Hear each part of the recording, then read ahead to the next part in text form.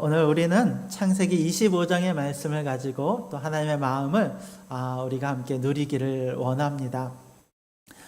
우리가 지난주에 살펴본 바에 의하면 이제 아브라함의 종이었던 엘리에셀이 저 멀리 하란으로 가게 되었죠. 그리고 그 하란 땅에서 놀랍게도 하나님이 예비하신 한 여인을 만나게 됩니다. 모든 일어나는 과정이 기적과 같은 일이었고, 우리가 경우의 수를 생각하고 확률을 생각할 때는 일어날 수 없는 일들이 그들 가운데 일어난 것을 보게 됩니다.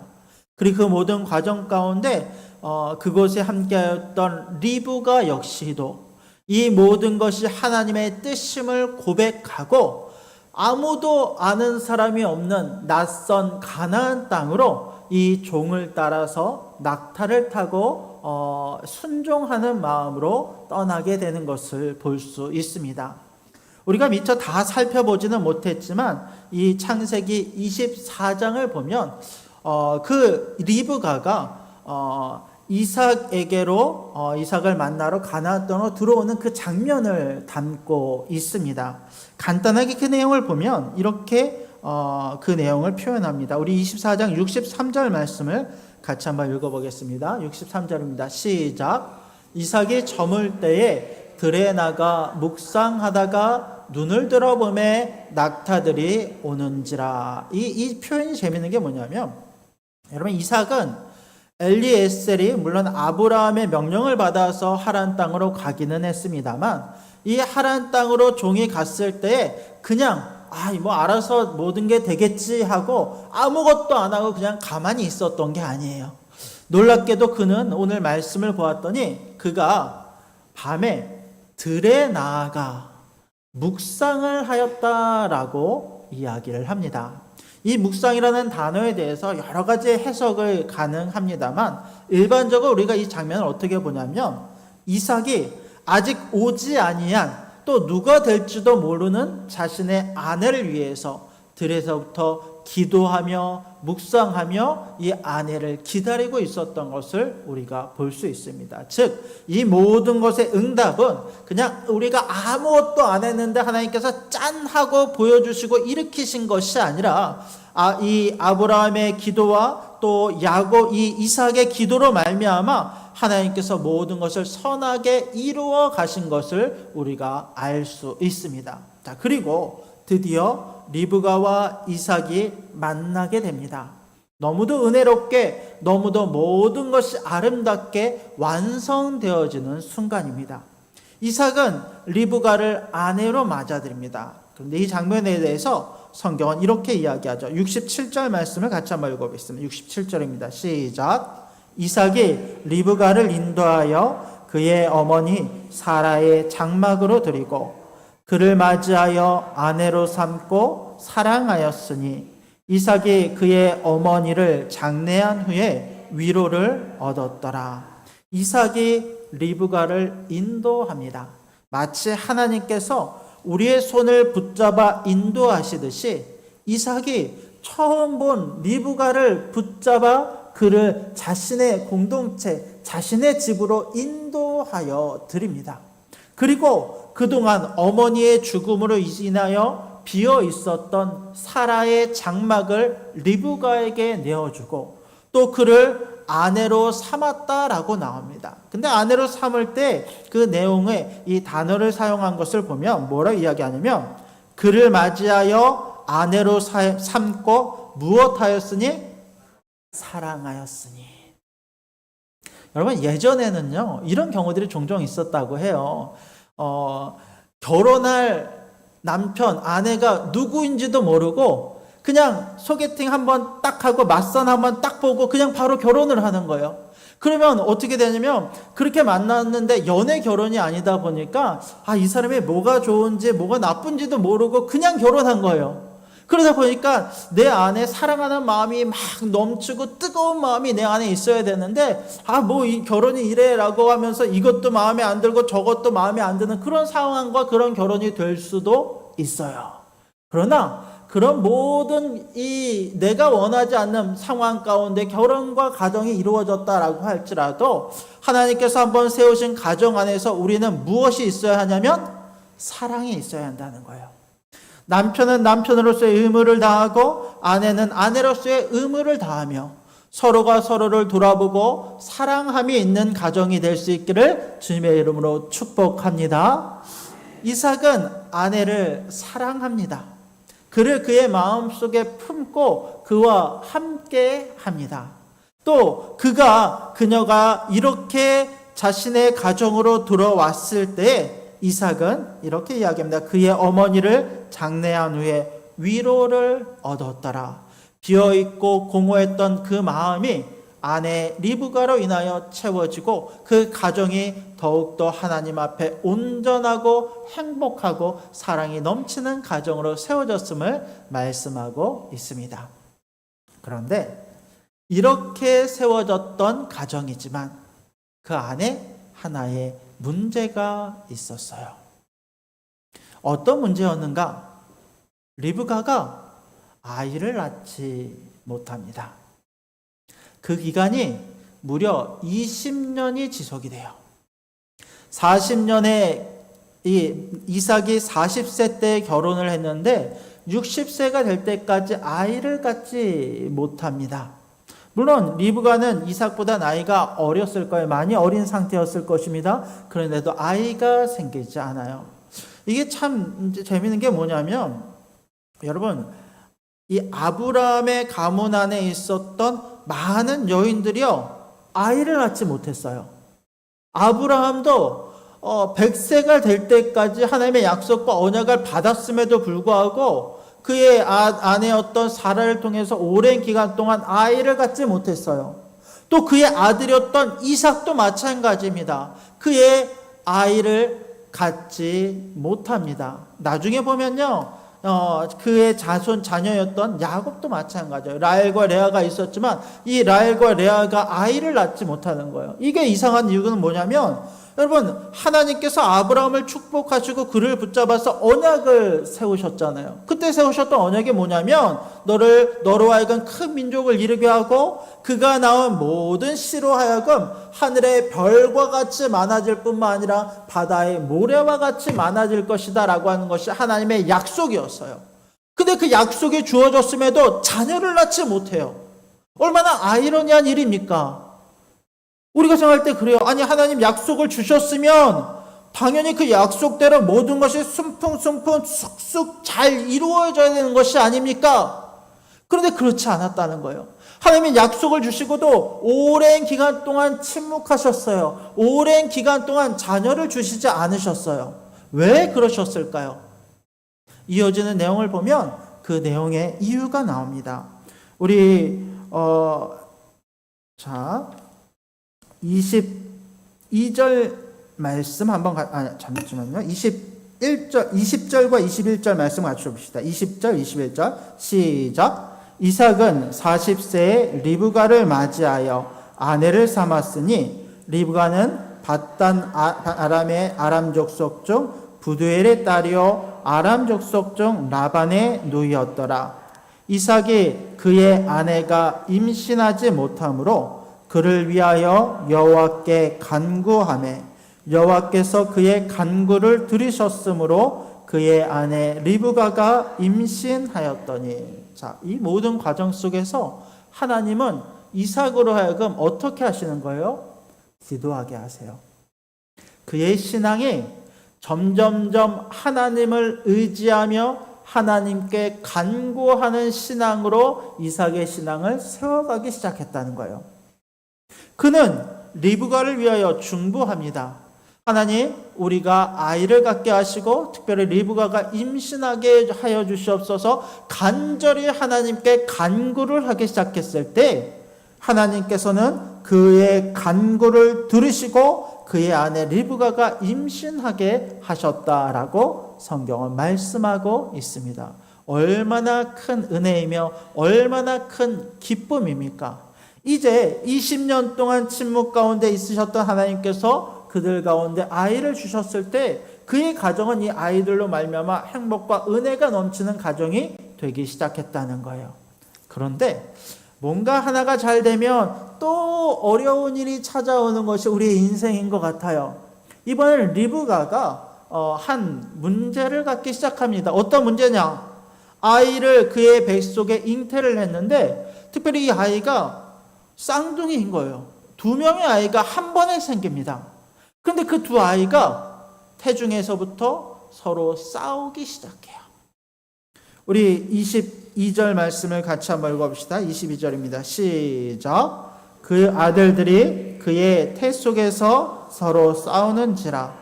그가 이르되 이럴 경우에는 내가 어찌할꼬 하고 가서 여호와께 묻자온대. 복중에 두 아이가 싸우기 시작합니다. 아이들이 보통 아이들이 아닌 거예요. 이 아이들이 태어나서도 우리 어릴 때 보면 이제 남매들, 자매들, 형제들 보면 얼마나 싸우면서 큽니까? 근데 이 아이들은 태어나기도 전에부터 그 뱃속에서부터 서로 싸우기 시작했다는 거예요. 근데 이 싸운다라고 하는 것이 시브리어 원문을 보면 뭉개다, 으깨다, 핍박하다, 학대하다 이런 단어들이 사용되었어요. 그러니까 그냥 어머니가 생각할 때도 이건 단순한 태동이 아니에요. 뱃속에서부터 둘이 으르렁대며 싸우기 시작하고 붙잡기 시작하고 뭔가 일이 벌어지고 이 뭔가 문제가 크게 일어날 것 같은 거예요. 그때 리브가는 무엇을 합니까? 하나님께 기도하고 간구하기 시작했어요. 이 이삭의 신앙이요, 자연스럽게 리브가의 신앙이 되었고, 리브가는 이 문제를 가지고 하나님께 나와 간구하고 기도하기 시작합니다. 여러분 성경을 보면 이제 그 여인이 하나님께 기도하여 응답받는 이제 첫 번째 장면이 바로 여기에요. 리브가가 하나님께 간구하여 기도하기 시작했어요. 그리고 하나님께서는 그 기도를 들으시고 리브가에게 이렇게 말씀하십니다. 우리 23절 말씀을 같이 한번 읽어봅시다. 시작. 여호와께서 그에게 이르시되 두 국민이 내 태중에 있구나. 두 민족이 내 복중에서부터 나누이리라. 이 족속이 저 족속보다 강하겠고 큰 자가 어린 자를 섬기리라 하셨더라. 근데 하나님의 말씀은 조금 이상합니다. 왜냐하면 리브가가 하나님께 간구해서 하나님 이것을 어떻게 해야 합니까? 라고 물었을 때 거기에 대한 답을 주셔야 되는데 전혀 리브가가 생각지도 못한 전혀 다른 이야기와 말씀을 하시는 거예요. 가끔 우리가 이런 경우가 있거든요. 하나님 내가 이 문제를 놓고 간절히 기도하고 해결해달라고 간구하고 부르짖는데 하나님께서는 그 내용과 전혀 다른 응답을 나에게 주실 때가 종종 있어요. 오늘 말씀에 하나님이 꼭 그러십니다. 하나님께서는 이 리브가에게 어떤 해결책을 주신 것이 아니라 앞으로 이 아이들이 겪게 될, 앞으로 이 아이들이 살아가게 될, 또 이 아이들이 하나님 앞에 어떤 의미가 있는 자녀들임을 그 리브가에게 말씀하고 계신 거예요. 근데 그 내용이 어떻습니까? 두 국민이 내 태중에 있구나 라는 말씀을 통해서 먼저 이 두 자녀가 나중에 큰 민족을 이루게 될 것을 말씀하시죠. 이 아이들은 보통의 자녀가 아니라 한 민족을 이룰 큰 모든 민족을 품을 이와 같은 장성한 아이들이 될 것을 먼저 말씀하십니다. 이것은 어떻게 보면 리브가에게 축복의 말씀이 될 수도 있죠. 그런데 이어지는 내용이 심상치 않아요. 자, 두 민족이 내 복중에서부터 나누이리라. 이 족속이 저 족속보다 강하겠고 큰 자가 어린 자를 섬기리라 하셨더라. 큰 자가 어린 자를 섬기리라. 여러분 이 말씀이 사실은 이해가 되지 않아요. 왜 하나님은 이렇게 말씀하십니까? 보통의 경우는 첫째는요, 다른 자녀들보다 더 큰 축복을 받습니다. 전통적으로 고대에는 첫째가 다른 형제들보다 유산을 상속받을 때에도 더 많은 기업을 상속받습니다.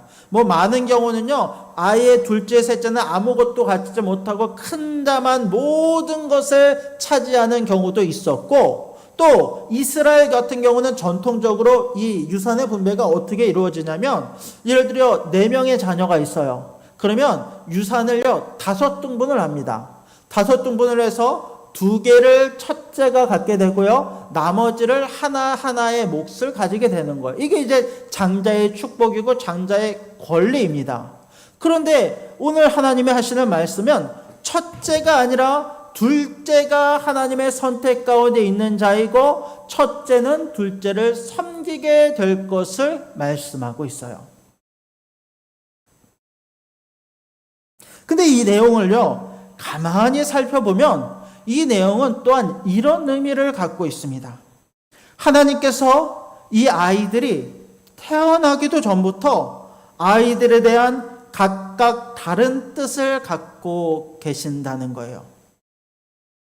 하나님께서는 이 아이들이 어떤 행동도 하기 전에 선한 일도 악한 일도 전혀 하지 않은 상태에서 한 명은 하나님이 선택하여 하나님의 백성이 되게 할 것이고 또 다른 한 명은 버림받아 멸망에 이르게 할 것을 말씀하고 계신다는 거예요.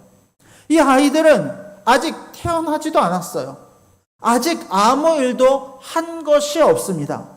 그럼에도 불구하고 하나님께서는 이 아이들에 대해서 각각의 다른 계획을 갖고 계신다는 거예요.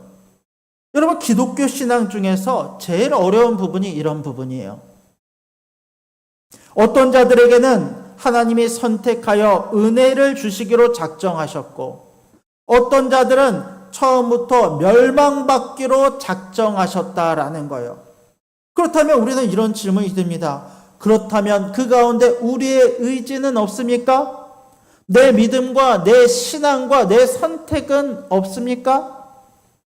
신학생 때 제가 처음 신학을 제대로 접하고 나서는 이것이 너무너무 이해가 되지 않는 거예요. 아니, 이해를 넘어서서 너무 화가 나는 거예요. 아니, 하나님, 그렇다면 내가 열심히 신앙생활을 할 필요가 있습니까? 하나님께서 처음부터 구원받을 자와 멸망받을 자를 하나님이 택하셨다고 한다면 내가 이렇게 신앙생활하는 것이 의미가 있습니까? 너무너무 화가 되고 이 모든 것들을 받아들이기 너무 어려운 거예요. 그런데 가만히 생각해 보세요. 이미 우리는 이와 같이 생각할 때부터 이 구원의 문제를 누구를 중심으로 생각하고 있는 거예요? 나를 중심으로 생각하고 있어요. 구원과 모든 신앙이 나 중심으로 생각하고 나 중심으로 모든 생활을 하고 있어요. 하나님이 나의 모든 것이며 나의 주권자이십니다라고 고백하지만 실제 우리의 마음과 생각은 뭐냐면 내가 한대로 은혜 받고 한대로 택함을 받고 내가 한대로 내 의지대로 구원을 받을 수 있는 것이 나의 선택이고 의지고 나의 능력이라고 생각하는 그 생각이 우리의 저변에 은연중에 깔려 있다는 거예요. 그런데 성경은요, 이 문제를 피하거나 돌려 말하지 않아요. 이렇게 불편한 주제를 다룰 때는 그냥 적당히 타협해서 너희가 잘 믿으면 구원받고 너희의 구원의 문제는 너희에게 달려있고 적당히 이렇게 포장해도 괜찮을 것 같은데 이 문제를 피하지 않고요. 모든 구원의 문제는 모든 우리의 삶의 문제는 하나님의 주권에 달려있다라고 명확하게 선포하고 말씀하고 있는 거예요. 나의 구원의 문제도 모든 사람이 멸망 가운데 죽을 수밖에 없는 우리들을 하나님이 강권하여 선택하시고 붙잡아서 멸망받을 수밖에 없는 우리들 가운데 어떤 자들을 택하셔서 붙잡아 일으키시며 구원하셨다라고 성경은 말씀하고 있다는 거예요. 여러분, 우리의 의는 완전하지 않습니다. 나의 신앙과 나의 노력은 완전하지 않습니다. 우리가 아무리 의롭게 행동한다라고 할지라도 우리의 내면과 우리의 뒤를 돌아보면 여전히 쓰레기 같고 더럽고 악한 죄성이 가득한 것이 우리입니다. 그렇다면 만약에 우리의 노력과 우리의 신앙과 믿음으로 구원을 받는다라고 한다면 우리들 중에 누가 구원을 받을 수 있겠습니까? 구원은 결코 우리의 능력과 의로 얻을 수 있는 것이 아닙니다. 우리의 행실이나 노력이 아니라 오직 하나님의 은혜로 전적인 주권으로 우리를 선택하셨고 우리를 구원에 이르게 하신 줄로 믿으시기 바랍니다. 이것이 하나님의 주권이고 우리를 향한 하나님의 계획입니다.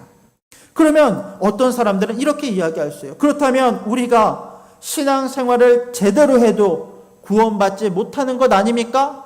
또는 그렇다면 목사님 구원받을 자를 하나님이 선택하셨다고 한다면 우리가 제대로 신앙생활 잘 하지 않아도 어차피 구원받을 자들 구원받는 것 아닙니까? 라고 생각하며 이야기할 수 있어요. 그런데 그렇지 않죠. 여러분, 하나님께서 구원하신 자는 반드시 우리의 삶 가운데 그 구원의 증거가 나타나는 줄로 믿으시기 바랍니다.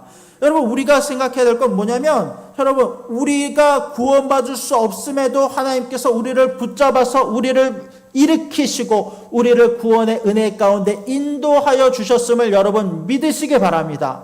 이런 우리를 지키시면서 우리 가운데 온전한 신앙생활을 할 수 있도록 인도하셨고 우리를 하여금 하나님을 사랑하게 하는 것, 또 이웃을 사랑하게 하는 것, 말씀대로 살아가고자 하는 그 은혜로 우리를 인도하여 주심을 믿으시기 바랍니다. 이것이 하나님의 주권이고 하나님의 인도하심입니다. 로마서 9장 11절을 보면 이렇게 말씀합니다. 같이 한번 읽어봅시다. 시작. 그 자식들이 아직 나지도 아니하고 무슨 선이나 악을 행하지 아니한 때에 택하심을 따라 되는 하나님의 뜻이 행위로 말미암지 않고 오직 부르시는 이로 말미암아 서게 하려 하사, 그 하나님의 뜻이 우리의 어떤 행위로 말미암는 것이 아니라 오직 부르시는 이의 은혜로 말미암아 이루어지는 것임을 말씀하고 있다라는 것입니다. 그리고 이제 이삭과 리브가가 이 하나님의 은혜 가운데 아이를 낳게 됩니다. 이 아이는 쌍둥이 아이였어요. 25절과 26절을 보면 이렇게 이야기합니다. 우리 25절, 26절 같이 한번 읽겠습니다. 시작. 먼저 나온 자는 붉고 전신이 털옷 같아서 이름을 에서라 하였고, 후에 나온 아우는 손으로 에서의 발꿈치를 잡았으므로 그 이름을 야곱이라 하였으며, 리브가가 그들을 낳을 때에 이삭이 60세였더라. 첫째는 온몸이 빨갛게 태어났어요. 그래서 이름을 무엇이라고 짓습니까? 에서, 붉다라는 뜻입니다. 둘째 아이는요, 태어날 때 얼마나 그 욕심이 많고 얼마나 그 간사한지 그의 형의 발 뒤꿈치를 잡고 태어났어요. 그래서 이 아이의 이름은 야곱입니다. 발 뒤꿈치를 잡은 자라는 뜻입니다. 야곱은 속이는 자, 간사한 자라고 하는 의미를 갖고 앞으로 그의 인생이 어떻게 흘러갈지를 우리 가운데 그 이름을 통해서 또한 보여줍니다. 그런데 이 아이를 가만히 보면 이 아이들은 전혀 성격이 달랐어요. 한 아이는요, 굉장히 장성하고 우락부락하고 들에 나아가 사냥을 즐기는 아이였고, 한 아이는 집에 있는 것을 좋아하고 장막에 머무는 것을 좋아하는 아이였습니다. 여러분, 요즘 그 아이들이 쓰는 용어 중에 이런 용어들이 있어요. 신조어입니다. 애견남, 테토남이라고 하는 용어가 있어요. 혹시 아시나요?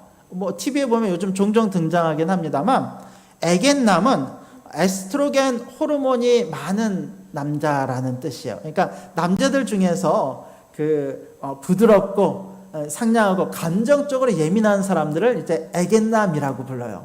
테토남은 뭐냐? 테스토스테론이라는 호르몬이 풍부한 사람이에요. 이 사람들은 되게 이렇게 강직하고 이렇게 나가서 활동하는 것을 좋아하고, 옛날 말로 하면 상남자 같은 스타일인 거예요. 근데 이 야곱과 에서를 보니까 딱 이와 같은 스타일이에요. 야곱은 애견남 스타일, 에서는 테토남 스타일로 성격이 정반대의 아이들입니다. 그러다 보니까 부모들도 이 아이들을 바라볼 때 조금 다른 마음으로 바라봐요. 아버지였던 이삭은 에서를, 이 들에서 사냥하는 에서를 더욱 사랑하였고, 리브가는 그 섬세하게 자상하게 그 집안에서 주로 생활하는 야곱을 더욱 사랑하였다라고 성경은 기록합니다. 이렇게 다른 성격의 자녀들인 거예요. 그런데 하루는 이 야곱이 집에서 죽을 쓰고 있었습니다. 에서가 들에서 사냥을 하다가 그날은 아무것도 못 잡고 몹시 피곤한 채로 집으로 돌아왔어요. 근데 어디선가 맛있는 냄새가 납니다. 가만히 보았더니 야곱의 장막에서 팥죽 냄새가 솔솔솔솔 코를 찌르는 거예요. 참을 수가 없어서 에서는 야곱에게 갑니다. 그리고 야곱에게 그 팥죽을 내게 달라라고 요청을 합니다. 야곱은 순간적으로 이것을 이용해 먹어야겠다라는 생각이 들었어요. 그것이 그에게는 기회인 거예요. 그래서 뭐라고 이야기합니까? 이렇게 이야기합니다. 우리 30절, 31절 같이 한번 읽어볼까요? 30절, 31절입니다. 시작. 야곱에게 이르되 내가 피곤하니 그 붉은 것을 내게 먹게 하라 한지라. 그러므로 에서의 별명은 에돔이더라. 야곱이 이르되 에성의 장자의 명분을 오늘 내게 팔라. 야곱의 이게 기회인 거예요. 형의 장자의 명분을 나에게 팔아줘라. 그것을 나에게 달라라고 요구를 한 거예요. 그런데 에서는 어떻습니까? 에서는 테토남, 상남자예요. 장자의 명분, 이 명분뿐인 걸 뭐가 중요해라는 생각이 드는 거예요. 그가 생각할 때 내가 당장 죽게 되었으니 이 장자의 명분이 내게 무엇이 유익하리요라고 생각하면서 그래 알겠어. 내가 이 장자의 명분을 줄 테니까 그 팥죽을 내게 달라라고 요구합니다. 근데 야곱은요 간교한 사람이죠. 이것을 그냥 알겠어 넘어가지 않고 어떻게 하냐면요. 우리 33절 말씀을 같이 한번 읽어볼까요? 33절입니다. 시작. 야곱이 이르되 오늘 내게 맹세하라. 에서가 맹세하고 장자의 명분을 야곱에게 판지라. 이런 거예요. 내게 맹세하라. 이 맹세라고 하는 것은 하나님 앞에서 내게 서약하라라는 거예요. 이게 그냥 서로 한번 지나가듯이 훑고 지나가는 말들이 아니라 이것을 명분을 명확하게 해서 하나님이 우리의 증인이 되어서 이 장자의 명분이 내게 있음을 분명하게 이게 정하고 싶은 거예요. 장자의 명분을 맹세하라. 그랬더니 에서가 어떻게 합니까? 맹세하고 장자의 명분을 야곱에게 넘겨버립니다. 34절 말씀 우리 마지막으로 같이 한번 읽어볼까요? 시작. 야곱이 떡과 팥죽을 에서에게 주매 에서가 먹고 마시며 일어나 갔으니 에서가 장자의 명분을 가볍게 여김이었더라. 장자의 명분을 그는 가볍게 여겼다라고 이야기합니다. 그렇다면 여러분, 이 장자의 명분이 무엇입니까? 앞서서 우리가 장자가 받게 되는 권리에 대해서 먼저 살펴본 바 있습니다만, 근데 여기서 말하는 장자의 명분은 그냥 장자의 명분이 아니죠. 여러분, 아브라함의 가문에 있어서 가장 중요한 것이 무엇입니까? 하나님의 언약이에요.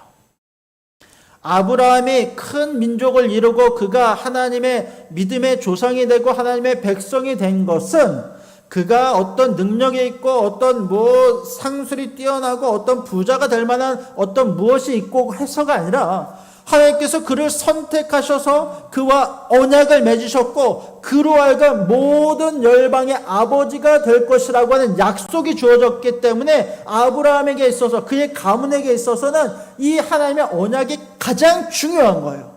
그런데 이 아브라함의 언약에 대해서 그의 아들 이삭을 거쳐 야곱과 에서의 때에 이르렀을 때 에서는 그 하나님의 언약이 무엇인지를 알았고 그 언약을 사모함이 그 가운데 있었다는 거예요. 여러분, 장자의 명분이라고 하는 것은 그냥 유산 상속이 아니라 이와 같은 하나님의 언약을 누가 가지고 그 언약의 상속자가 될 것이냐라고 하는 문제입니다. 근데 이 문제에서 야곱은 그것을 나의 것으로 받아들였고 에서는 그것을 가볍게 여겼다라고 말씀하고 있습니다. 여러분, 물론 야곱은요 아직 신앙이 막 좋은 사람은 아니에요. 그는 모태신앙이지만 오늘 말씀처럼 속이는 자였고 간교한 자였어요. 앞으로도 나오는 내용을 보면요, 끊임없이 그 약속을 얻기 위해서 이삭을 속이고 여러 가지 간교한 일을 합니다. 아니, 이미 하나님께서는 야곱에게 축복을 주시기로 약속하셨어요. 그가 이와 같은 일들을 하지 않았다라고 할지라도 하나님은 야곱을 하나님의 사람으로 사용하셨을 것입니다. 그러나 그는 이 모든 것에 대해서 여러 가지 간교한 마음을 가지고 자신의 것으로 차지하기 위해서 여러 술수들을 사용합니다. 이게 어떻게 보면요, 그렇게 성경은 야곱의 이 했던 모든 일에 대해서 긍정적으로 말하지 않아요. 아직 야곱은 정말 모태신앙 중에 초신자의 믿음을 갖고 있는 사람이에요. 그러나 그럼에도 불구하고 그는 하나님의 약속을 믿었어요. 여러분, 아브라함이요, 물론 24장, 25장 처음 등장할 때 아브라함의 죽음이 기록되어져 있습니다만, 사실 아브라함은요, 야곱과 에서가 태어날 때 살아 있었어요. 그들이요, 15살이 될 때쯤에 세상을 떠났습니다. 즉 무슨 말이냐면, 야곱과 에서는 어릴 때부터 아브라함으로부터 아마도 하나님의 약속이 무엇인지, 언약이 무엇인지를 듣고 배우고 자란 아이들이었을 거예요. 근데 그 중에서 야곱은 이것을 나의 언약으로 받아들이고 어떻게든 그 약속을 내 것으로 만들기 위해서 그것을 사모하는 마음으로 이 모든 일들을 행했다라고 한다면, 에서는 그것을 들었지만 그게 뭔데, 그것이 나에게 뭐가 중요해라고 하면서 이 모든 것을 흘려 모든 것을 가볍게 여겼다라고 성경은 말씀하고 있다는 거예요. 여러분, 야곱은 앞서 이야기했듯이 간교한 자예요. 그의 행동과 행실들은요, 그렇게 칭찬받을 만한 것이 되지 못해요. 그런데 성경은 우리에게 뭐라고 이야기하냐면, 천국은 침노하는 자의 것이다라고 이야기합니다. 그것을 사모하고 그것을 갖기 위해서 내 집과 재산과 모든 것을 팔고 어떻게든 그것을 사모하는 마음으로 간직하는 자들이 천국을 소유하게 될 것이라고 말씀하고 있다는 거예요. 바리새인들이, 많은 어떤 그 제사장들이 신학시대에 이르러서 나는 제사장이야, 나는 바리새인이야, 나는 구원받았어 이야기한다고 그 구원이 주어진 것이 아니라 어떻게든 침노하는 자로 그것을 사모하는 자, 그것을 붙잡는 자들 가운데 이 천국이 주어진다라고 성경은 말씀하고 있다는 거예요. 야곱은 이것을 사모하는 자였어요. 그 천국을 사모하는 자였습니다. 여러분, 우리는 이야기를 들으면서 아마 이렇게 생각을 합니다. 아니, 에서가 정말 어리석네. 어떻게 이렇게 밀어날 수가 있어? 그 장자의 권한이 무엇인데 그것을 놓치고 그것을 팥죽한 것에 잠시 잠깐의 만족과 유익을 위해서 그것을 팔아넘길 수 있어. 그래서 여러분, 오늘날 그 장자권이 누구에게 주어져 있습니까? 우리에게 주어져 있어요. 우리는 그 장자권을 소유한 사람들이에요. 우리는 그 하나님의 언약을 소유한 사람들이에요. 그러면 여러분들은, 우리는 그 장자권을 소중히 여기며 사모하며 그것을 붙들며 살아가고 있습니까? 아니면 그것을 가벼이 여기며 에서처럼 그것을 아무것도 아닌 것처럼 여기며 살아가고 있습니까? 사실 우리의 모습도 에서의 모습과 크게 다르지 않다는 거예요. 하나님의 백성으로서의 정체성이 우리 가운데 주어졌습니다. 하나님의 백성으로서 이 땅을 살아가면서 어떤 세상 사람들과 살아갈지라도 이 그리스도인으로서의 장자권을 가지고, 명분을 가지고 그것을 지키며 살아가는 것이 그리스도인이 되어야 되는데, 세상의 유혹, 돈, 명예, 권위, 자그마한 욕심들에 우리의 장자권을 팔아넘기며 자연스럽게 나의 신앙인으로서의 양심을 벗어버리고 그와 같은 것들에 나의 모든 것들을 팔아넘기는 것이 어쩌면 우리의 모습일 수 있다라는 것입니다. 여러분, 오늘 우리가 이 말씀 속에서 그 장자권을 부여잡는 믿음에 우리 가운데 있게 되길 원합니다. 우리한테 주어진 약속이 나의 것임을 믿고 어떻게든 그것을 소유하고 붙잡아 끌어안아 놓치지 않고 살아가는 우리가 되기를 원합니다. 그때 하나님의 놀라운 은혜와 축복이 이 약속을 통해서 우리 가운데 이루어질 것입니다. 여러분, 말씀을 정리하겠습니다. 오늘 말씀은 두 가지의 이야기를 우리 가운데 합니다. 첫 번째, 하나님의 선택과 주권이 우리 가운데 있음을 인정하며 살아가는 우리가 되기를 원합니다.